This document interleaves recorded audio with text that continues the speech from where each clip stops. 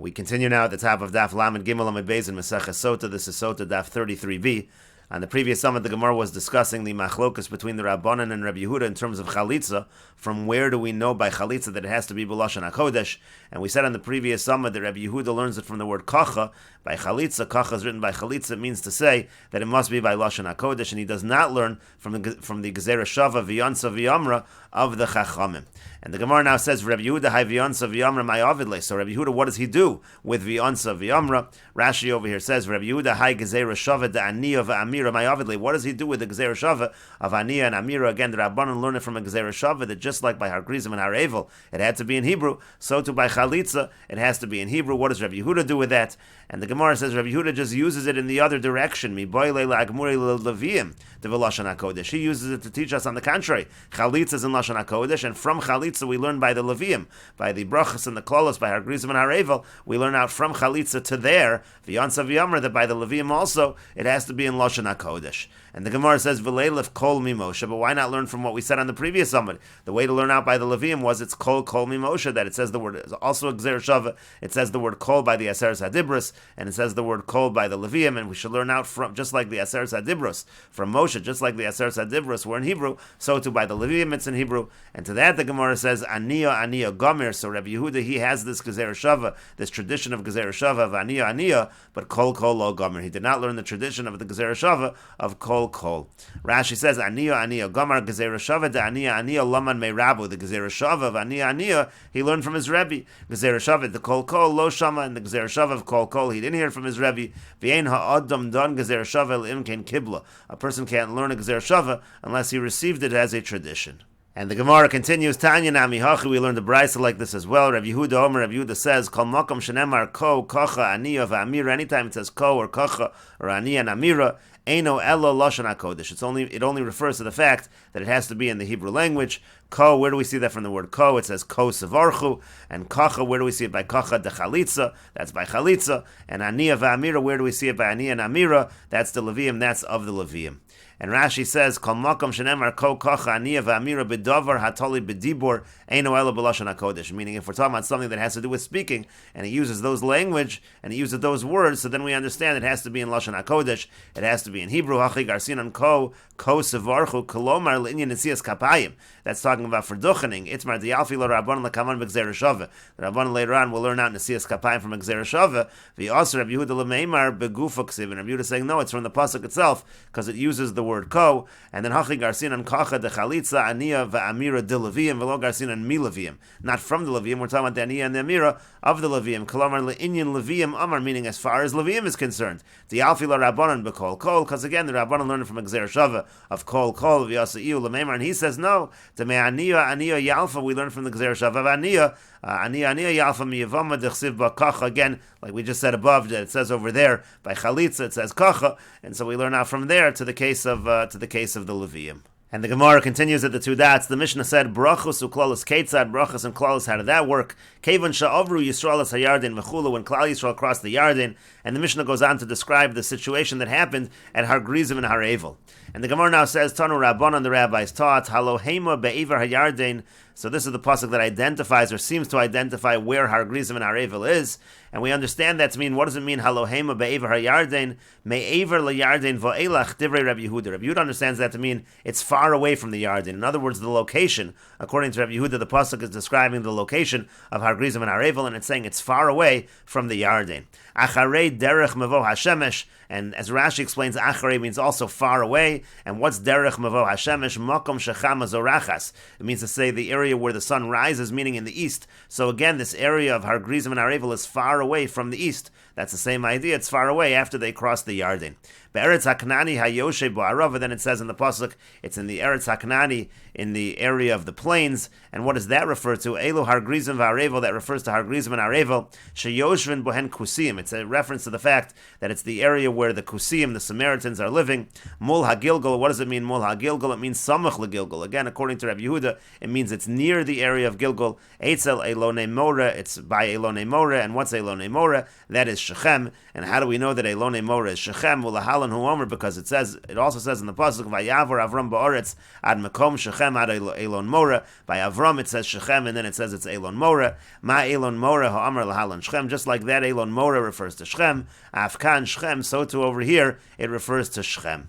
And Rashi explains, Halohema be'ever hayarden kishahayu Yisrael b'midbar nemer lehem simone hargrizim ve'evel. What's happening over here is when Klal Yisrael was in the wilderness, so then the signs of where Hargrizim and Harevel were located, that was told to them. Umekomam shem be'ever hasheni shel Yarden. Again, the area where it was on the other side of the Yarden. Yisrael hayu lemizrach. Klal Yisrael, they were still east of the Yarden. Lemizrach hayarden.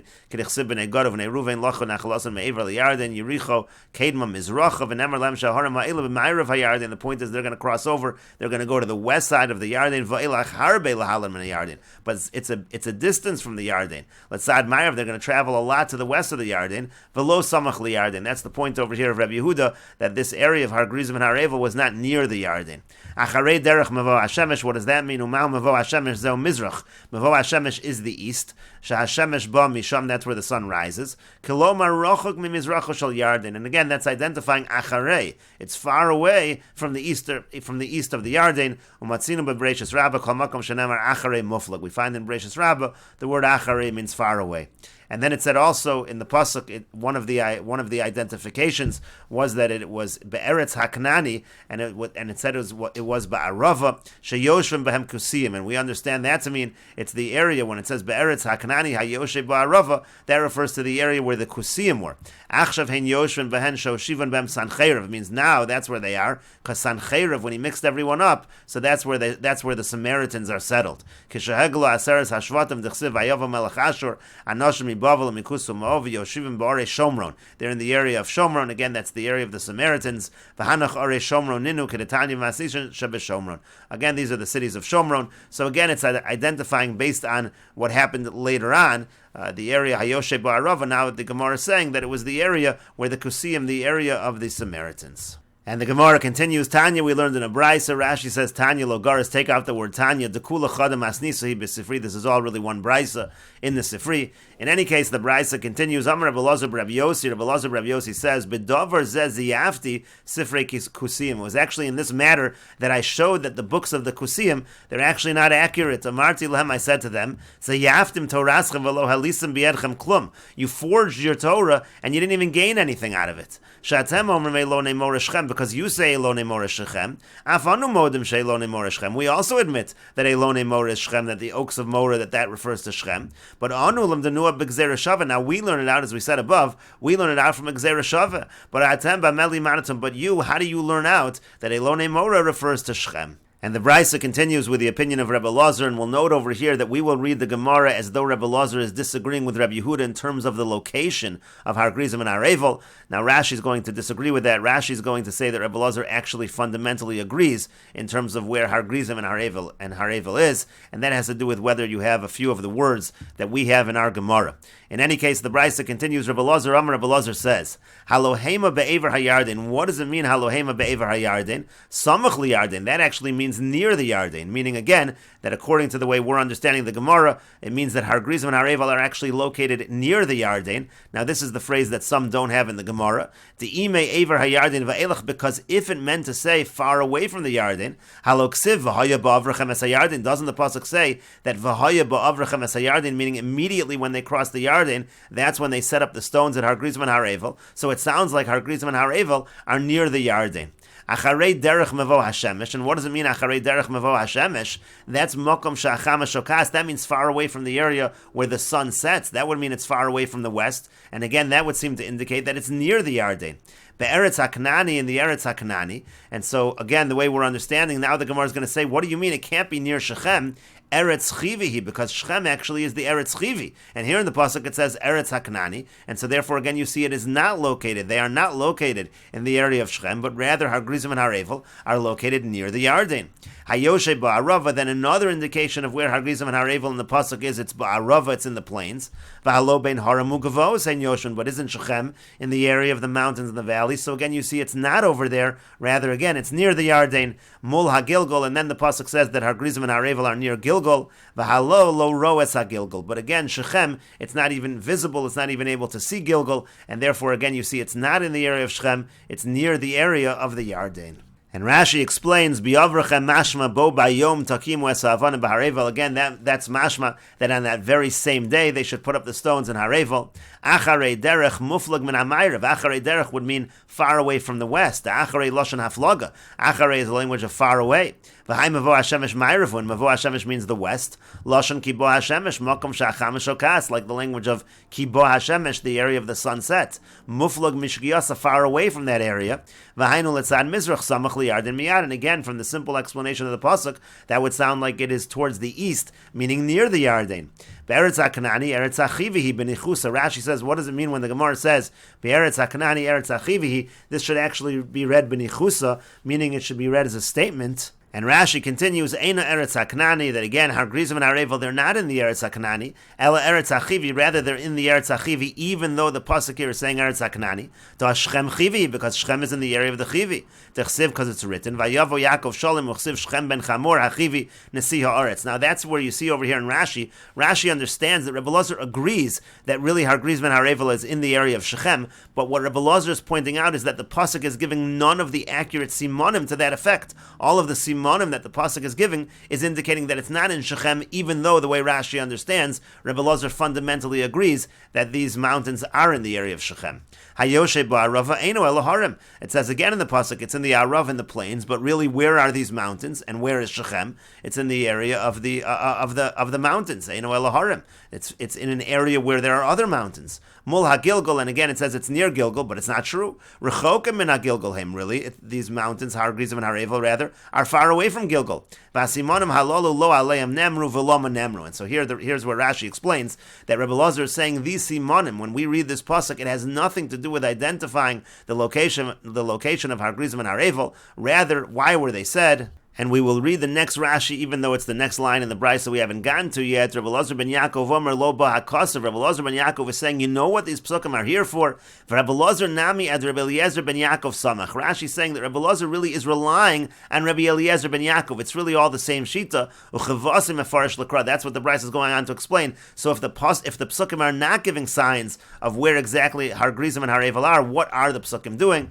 And that's what the Brisa is now going on to explain. Rebbe Eliezer ben Yaakov Omer, Rebbe Eliezer ben Yaakov says, Lo ba hakasav, ela laharos lahen derech b'shniya kederech sheher lahen b'rishona. The pasuk is really coming to tell them how they should travel this second time, meaning after they cross the Yarden. It's giving them advice in terms of their travels, just like HaKadosh Baruch Hu showed them where to go when they were traveling in the Midbar. Derech, and now he interprets the pasuk. What does the word derech mean? It means ba derech l'chu, v'lo b'sados ukramim. Go by the roads, don't go by the fields and vineyards. Hayoshev means b'yishav l'chu. Go in the areas that are settled. V'lo b'midbaros, don't go in the wilderness, in the wilderness area. Ba'arava, what does that mean? Ba'arava l'chu, you should travel along the plains. V'lo b'haram ukvos, don't travel among the mountains and the valleys. And Rashi explains, Kederach sheher lam brishona b'tseisam mitzrayim ba'amud anon lanchosam haderech. There was a pillar of cloud that guided them. Kach ba'achshav liyasher darcheim ulahorosam haderech. Now also, HaKadosh Baruch Hu is trying to show them the road. L'fi shagolag l'fanam sha'asid anon livsog b'misas Moshe, because it was clear that in the future there would be no cloud that would stop at the death of Moshe. V'lo yelachim Yoshua, wouldn't go with Yoshua. So hor lahem la'achar sheyaver seyarden. So now he gives them these instructions how to travel after they cross the Yarden. Lichbosh etzaretz yelchu derech kavusha v'derech yishuv. They should go along the settled areas. V'derech eretz hakanani shi'arav, and they should go by way of the land of the Canaanim in the plains. V'al yakifu samach l'svas ha'yarden derech eretz hachivi. They shouldn't go in a circular path around the boundary of the Yarden by the Chivi she'yaharim ugvos, because that's an area of mountains and valleys. Rather,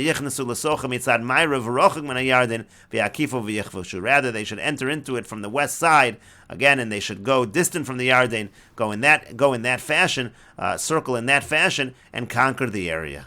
And we will just go back and note over here the difference between the girsa that we have in our Gemara and the girsa of the Bach. Again, the girsa we have in our Gemara is the ime evar hayardin va'elach, because if, and it sounds like it's saying if these mountains, Har Grizim and Har Evel, if they were located far away from the Yarden, halok sib, but isn't it written v'haya ba'avrachem es hayardin? It says v'haya ba'avrachem es hayardin. You're going to set up the stones when you cross. So therefore, it sounds like Har Grizim and Har Evel are really near the Yarden. And if you have that girsa, it really sounds like Rabbi Elazar saying that this is actually where Har Grizim and Har Evel are. That the brisa here is bringing a proof that it has to be that Har Grizim and Har Evel are near the Yarden. It can't be far from the Yarden because the pasuk says v'haya ba'avrachem es hayardin.